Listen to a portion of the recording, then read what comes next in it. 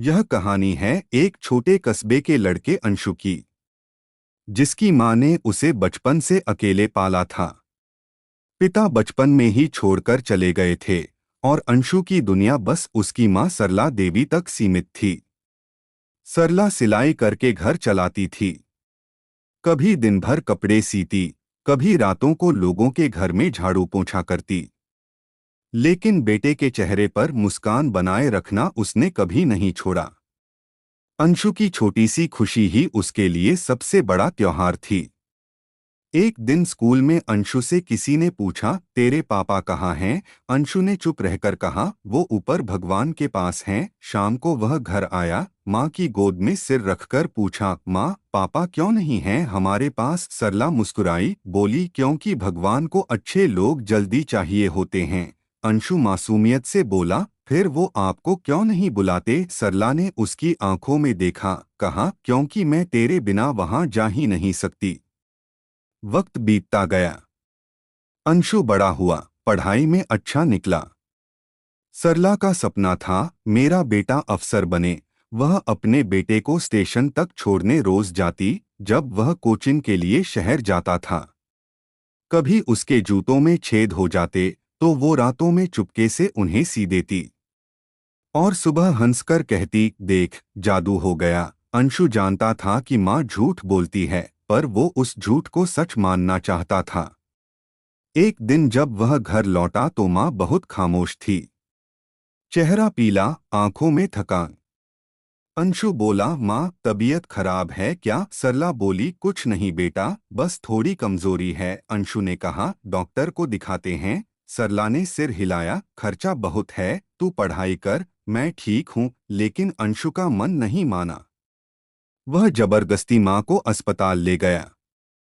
Report आई, सरला को cancer था, वो भी आखिरी स्टेज पर। डॉक्टर बोला, अब ज्यादा वक्त नहीं है। अंशु के पैरों तले जमीन खिसक गई। वो रो पड़ा, माँ, अब मैं क्या करूं? सरला ने उसका चेहरा छुआ, रो मत, मैं हमेशा तेरे साथ रहूंगी। वह अब रोज थोड़ा कम बोलती, पर हर बात में प्यार था। कभी कहती, खाना खा ले, पढ़ाई मत छोड़ना। एक दिन अंशु ने कहा, माँ, अब मैं काम करूंगा, इलाज करवाऊंगा। सरला मुस्कुराई, अगर तू काम करेगा तो मेरा सपना कौन पूरा करेगा? अंशु चुप रहा। उसने रात रात भर नौकरी की, फिर भी इलाज बहुत महंगा था। सरला को अब चलना भी मुश्किल हो गया था। एक दिन उसने बेटे से कहा, बेटा, अगर कभी मैं ना रहूं तो उदास मत होना। अंशु ने डांटा, ऐसी बात मत करो। वह बोली, मैंने तेरे लिए कुछ लिखा है, मेरे जाने के बाद पढ़ना। अंशु कुछ कहता, इससे पहले ही उसने धीरे से आंखें बंद कर लीं। वो शांत हो गई थी, उसके चेहरे पर एक हल्की मुस्कान थी। अंशु टूट गया। वो घंटों माँ के पास बैठा रहा। फिर उसने वो छोटा लिफाफा खोला, जिस पर लिखा था, मेरे अंशु के नाम। खत में लिखा था, बेटा, जब तू यह खत पढ़ रहा होगा, मैं शायद तेरे पास न रहूं, लेकिन हर सांस में तेरे साथ रहूंगी। जब तू थक जाए तो याद रखना, मैं तेरे माथे पर हाथ रखकर कह रही हूं, आराम कर ले। जब तेरी आंखों में आंसू आएं, तो समझ लेना मैं तेरे कंधे पर हूं और कह रही हूं, मर्द कभी नहीं रोते, लेकिन बेटे रो सकते हैं। मेरे जाने का दुख मत मानना, क्योंकि मैं मर नहीं रही, बस तुझ में समा रही हूं। खत के आखिर में लिखा था, तू जब भी किसी भूखी औरत को खाना खिलाएगा, समझ लेना तेरी माँ मुस्कुरा रही है। अंशु ने वो खत सीने से लगाकर खूब रोया। वो पहली बार अकेला नहीं, बल्कि अपनी माँ की मौजूदगी को महसूस कर रहा था। वक्त बीतता गया। अंशु ने पढ़ाई पूरी की, परीक्षा पास की और आखिरकार आईएएस अधिकारी बन गया। जब उसे पहली सैलरी मिली, उसने माँ के नाम से एक सरला देवी अनाथालय खोला। उस घर की दीवार पर वही खत फ्रेम में टंगा था। लोग पूछते, ये कौन सा आदेश पत्र है? वो मुस्कुराता, मेरे जीवन का संविधान है। हर साल माँ की बरसी पर वो अनाथ बच्चों को खाना खिलाता और कहता, खाओ बेटा, माँ का आशीर्वाद है। उसे लगता किसी कोने में उसकी माँ मुस्कुरा रही है। एक शाम अनाथालय में एक बच्ची आई जिसके पास कोई नहीं था, बस आंखों में डर था।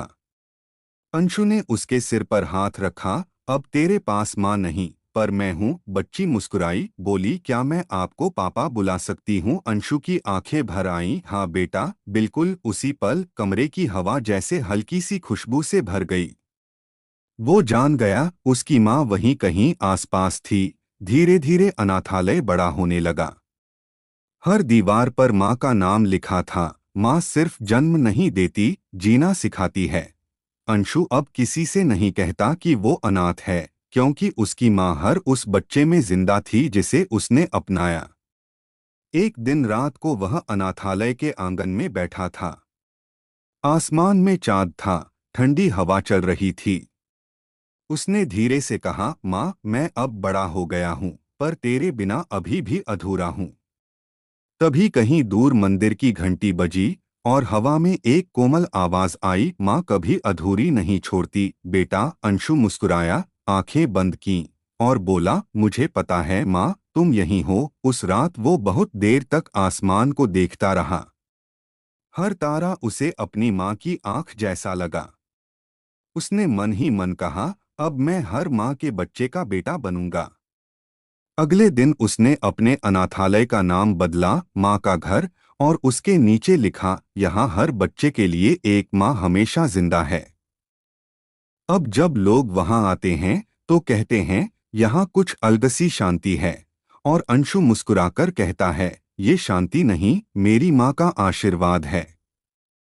कहानी का आखिरी वाक्य, माँ का प्यार कभी खत्म नहीं होता, बस रूप बदलता है, कभी दुआ बनकर, कभी याद बनकर, और कभी किसी बच्चे की मुस्कान बनकर। वीडियो पसंद आई हो तो चैनल को सब्सक्राइब कर लेना, वीडियो को लाइक कर देना।